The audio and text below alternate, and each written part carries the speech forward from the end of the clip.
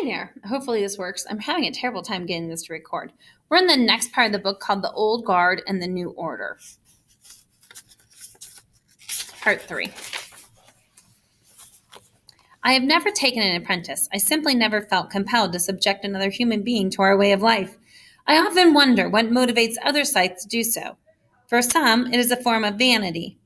Learn from me and be awed because I am so wise. For others, perhaps it is the compensation for not being allowed to have children. Be my son or my daughter for a year, and I will give you power over life and death. Yet for others, I imagine it is a purpose for their own self-gleaning. Be the new me so that the old one can leave this world satisfied. I suspect, however, that if I ever take on an apprentice, it will be for a completely different reason entirely. From the Gleaning Journal of H.S. Curie. Well, she was right about that because she ended up taking on Citra. And that was not something she had planned on. Chapter 18, Falling Water.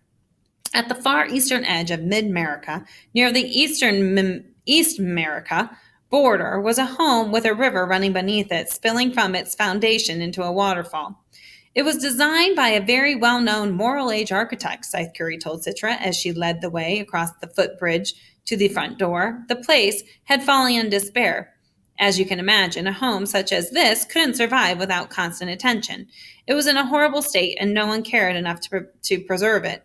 Only the presence of a scythe could bring forth the kind of donations required to save it, and now it has been returned to its former glory. The scythe opened the door and let Citra step in first. "Welcome to Falling Water," Scythe Curie said. The main floor was a huge open room with a polished stone floor, wooden furniture, a large fireplace, and windows. Lots and lots of windows. The waterfall was right beneath an expansive terrace. The sound of the river running beneath the house and over the falls was a constant and calming white noise. "I've never been in a home with a name," Citra said as she looked around, doing her best to be unimpressed. "But it's a bit much, isn't it? Especially for a scythe. Aren't you supposed to all live a very simple life?" Citra knew such a comment would bring forth the scythe's temper, but she didn't care. Her presence here meant that Scythe Faraday died for nothing. A beautiful home was no consolation. Scythe Curie did not respond in anger. She just said, "I live here not because of its extravagance, but because my presence here is the only way to preserve it." The decor seemed to be frozen in the 20th century when the place was built. The only hints of modernization were a few simple computer interfaces in unobtrusive corners. Even the kitchen was a throwback to an earlier time. "Come, I'll show you your room." They climbed a staircase that was lined on the left by layers of sheets of granite and echoed on the right by rows and rows of shelved books. The second floor was the Scythe's bedroom suite. The third floor held a small bedroom and a study. The bedroom was simply furnished and, like the rest of the house, had huge windows framed in polished cedar, wrapping around 2 entire walls. The view of the forest made Citra feel as if she were perched in a tree house. She liked it, and she hated it for that. You know that I don't want to be here," Citra then said. At last, some honesty from you," Scythe Curie said with the slightest of a grin. "And," added Citra, "I know you don't like me, so why did you take me on?" The Scythe looked at her with those cold, inscrupulous gray eyes. "Whether or not I like you is irrelevant. I have my reasons." And then she left Citra alone in the room without as much as a goodbye. Citra didn't remember falling asleep. She hadn't even considered how exhausted she actually was. She recalled lying down on the comforter, looking out at the trees, listening to the river roaring endlessly below, wondering if the noise would eventually go from soothing to unbearable. And then she opened her eyes to stark incandescences, squinting at Scythe Curie, who was standing in the doorway by the light switch. It was dark outside now, not just dark, but lightless, like space. She could hear the river, but couldn't see even a hint of the trees. "Did you forget about dinner?" Scythe Curie asked. Citra rose, ignoring the sudden vertigo when she stood. "You could have woken me," Scythe Curie smirked. "I thought I just did." Citra made her way down towards the kitchen, but the scythe let her go first, and she couldn't quite remember the way. The house was a maze. She took a few wrong turns, and Scythe Curie didn't recorrect her. She just waited for Citra to find her way. What, Citra wondered, would this woman want to eat? Would she silently expect something that Citra prepared, as Scythe Faraday had? The thought of the man brought a wave of sorrow chased by anger. but she didn't know who exactly to be angry at, and so she just festered. Citra arrived on the main floor, ready to assess the contents of the pantry and refrigerator, but to her surprise, she found the dinner table set for two, a steaming plate of food already there. I had a hankering for Hasenpuffen. I have no idea what that is. The Scythe said, I think you'll like it. I don't even know what that is, she said. Best if you don't. Scythe Curry sat down and bade Citra to do the same, but Citra wasn't quite ready, still wondering if this might be a trick. Scythe Curry dug a spoon into the rich stew, but paused when she saw Citra still standing. Are you waiting for a formal invitation? She asked.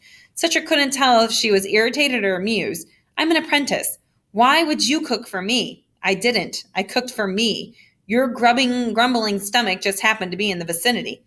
Finally, Citra sat and she tasted the stew, very flavorful. A little gamey, but not bad. The sweetness of honey glazed carrots cut the gaminess. The life of a scythe would be dreadful if we didn't allow ourselves the guilty pleasures of a hobby. Mine is cooking, she said. This is good, Citra admitted, and then added, thank you. They ate mostly in silence. Citra felt odd not being the service at the table, so she got up to refill the Scythe's glass of water. Scythe Faraday did not have any hobbies, or at least none that he shared with Citra and Rowan. The thought of Rowan made her hand tremble as she poured, and she sloshed some water on the table. I'm sorry, Scythe Curry. She grabbed her own napkin and blotted the spill before it could spread. You'll need a steadier hand than that if you're going to be a scythe. Again, Citra couldn't tell if she was being serious or sardonic. The woman was even harder for Citra to read than Faraday was, and reading people was not her forte by any means. Of course, she never realized that until she spent time with Rowan, who, in his own unobtrusive way, was a master of observation. Citra had to remind herself that she had other skills, speed and decisiveness of action, coordination. Those things would have to come into play if she was going to. She couldn't finish the thought. Wouldn't allow herself to. The territory where that thought led was still too difficult to consider. In the morning, Scythe Faraday made blueberry pancakes, and then they went out to go gleaning. While Scythe Faraday always reviewed his notes on his chosen subject and used public transportation, Scythe Curry had an old-school sports car that required substantial skill to drive, especially on a winding mountain road. This Porsche was a gift from an antique car dealer, Scythe Curry then explained to her. He wanted immunity? Citra asked, assuming the man's motive.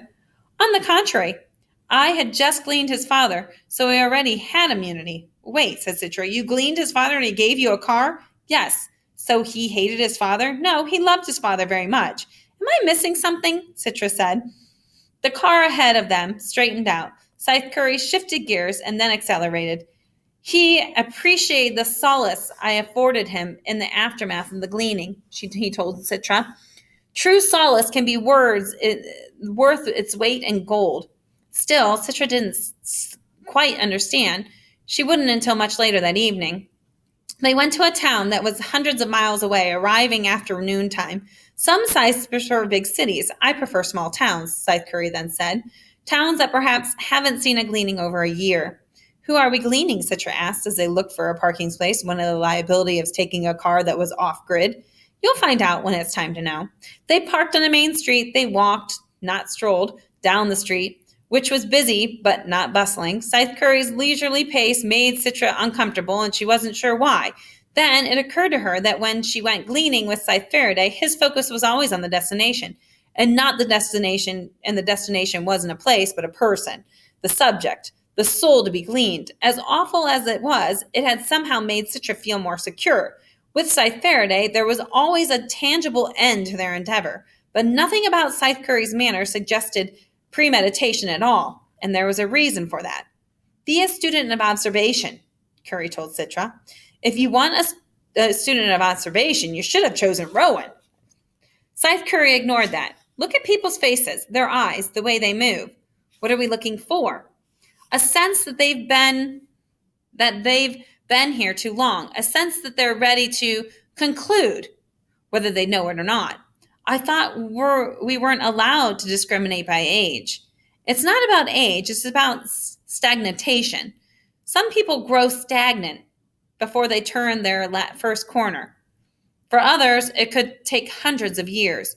Citra looked at the people moving around them, all trying to avoid eye contact and get away from the Scythe and her apprentice as quickly as possible, all the while trying not to be obvious about it.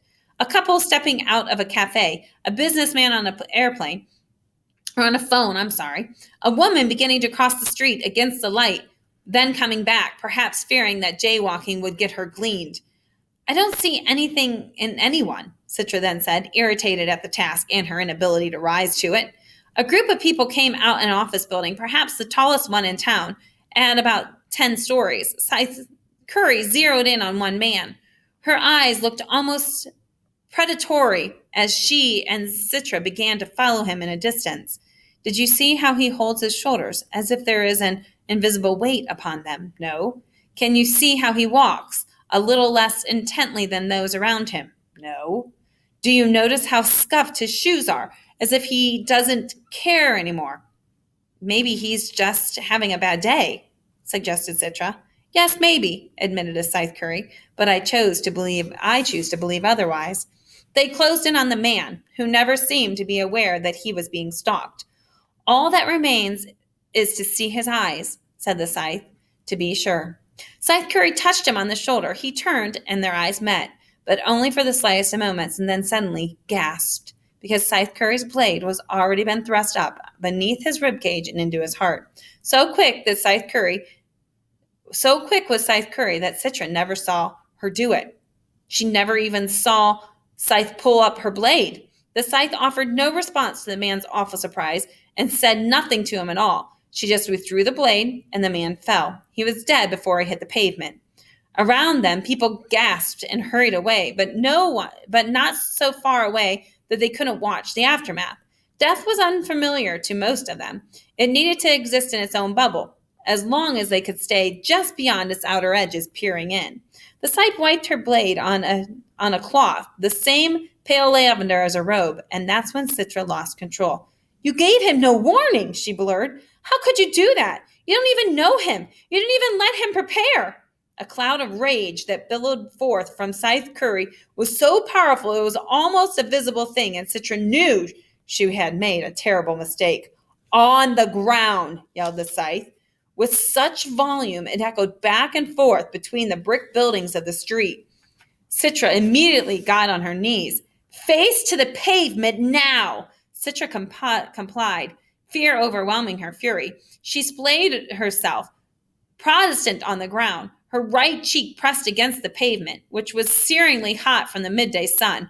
Her view was now of the dead man just a foot away, whose eyes were empty and yet still staring at Citra at the same time. How could dead eyes still stare? You dare presume to tell me how to accomplish my task? It seemed the world had frozen around them. You will apologize for your insolence and be disciplined. I'm sorry, Scythe Curry. At the mention of Scythe Curry's name, a murmur erupted beyond the bystanders. She was legendary everywhere. Convince me, she then yelled. I'm truly sorry, Scythe Curry. I will never disrespect you again. Get up, she said. The Scythe was no longer raging with earth-shaking wrath. Hold on, my light went out.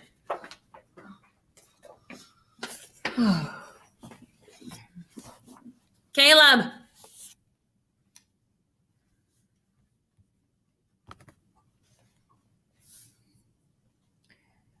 Get up, the Scythe said.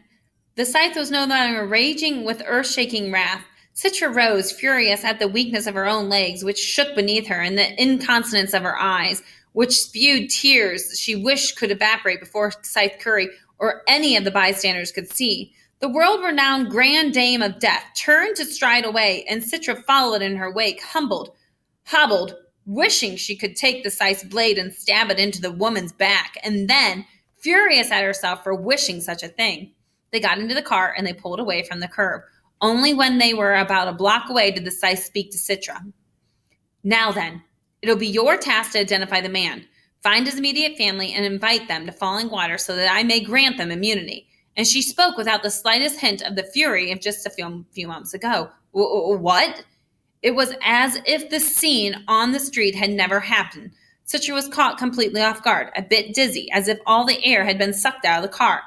I have 48 hours to grant them immunity. I'd like them to gather at my house this evening. But But back there, when you had me on the ground, yes. And you were so angry? Scythe Curry sighed. There is an image to uphold, dear, she said. You defied me in public, so I had no choice but to publicly put you in your place. In the future, you need to hold your opinions until we are alone. So you're not angry? The scythe considered the question. I'm annoyed, she said, but then I should have warned you of what I was about to do. Your response was justified, and so was the consequences I have now levied. Even at this end of the emotional roller coaster, Citra had to admit that the scythe was right. There was a certain amount of decorum required of an apprentice. Another scythe should have exacted Another scythe might have exacted a punishment far worse. They circled back, and Scythe Curry let Citra off on the side street just a block from where the gleaning had occurred. She would have an hour to find the family and extend them the invitation. And if he lives alone, both our jobs will be easy today, she then said. Citra wondered what about gleaning could possibly be easy. The man's name was Barton Breen. He had turned the corner many times, had fathered more than 20 children over the years, some of whom were now over a century old themselves. His current household consisted of the most recent wife and his 3 younger children. These were the ones who would receive immunity from gleaning for 1 year. What if they don't come? Citra asked Scythe Curry on the way home. They always come, she said. And she was right. They arrived a little after 8 in the evening, somber and shell-shocked. Scythe Curry had them kneel right at the door to kiss her ring, granting them immunity. Then she and Citra served them dinner, which the scythe had prepared. Comfort food, pot roast, green beans, and garlic mashed potatoes. Clearly the family had no appetite, but they ate out of obligation. Tell me about your husband, Scythe Curry had asked, voice very gentle and sincere. The woman was reluctant to say much at first, but soon she couldn't stop telling the tales of her husband's life. Soon the kids joined in with their memories. The man quickly went from an anonymous subject on the street to an individual whose life even Citra now missed, although she had never known him. And Scythe Curry listened, truly listened, as if she were intent on memorizing everything they said. More than once her eyes moistened, reflecting the tears of the family. And then the scythe did the oddest thing. She produced from her robe the blade that had taken the man's life and set it down on the table. You may take your life if you would like, she told the woman. The woman just stared at her, not understanding. It's only fair, the scythe said. I've taken away your husband, robbed your children of their father. You must despise me for it.